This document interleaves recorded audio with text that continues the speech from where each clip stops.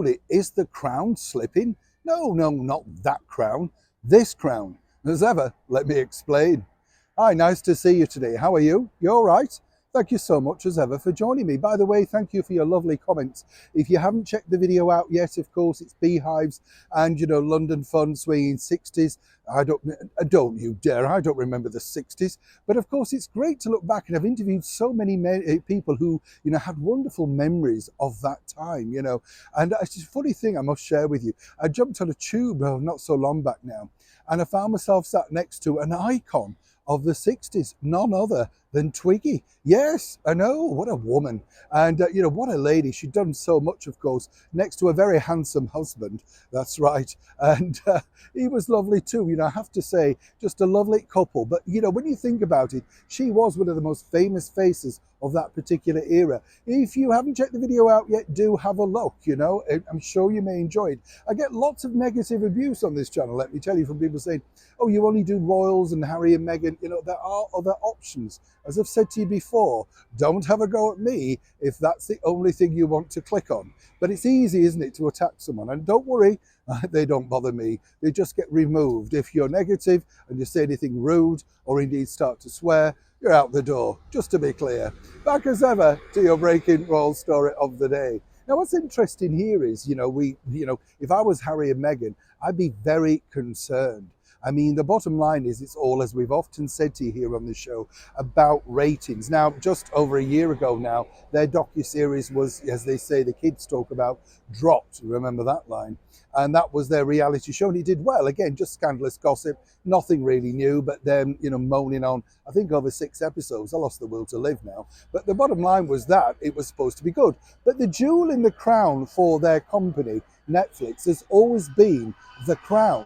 And this was the show that everybody said, oh, yes, but The Crown is definitely worth investing in, for the streaming money, all that sort of stuff. Well, yes. Over in London a couple of nights ago at the very prestigious Royal Festival Hall, they had a premiere for the final series of The Crown. And let me just say there weren't as many crowds as one might have expected, particularly, some might say, well, the very final series. Some of these stars turned up. Emma Corrin again, one sort of looking for attention. Strange girl that, let me tell you, always got some sort of chip on her shoulder about something.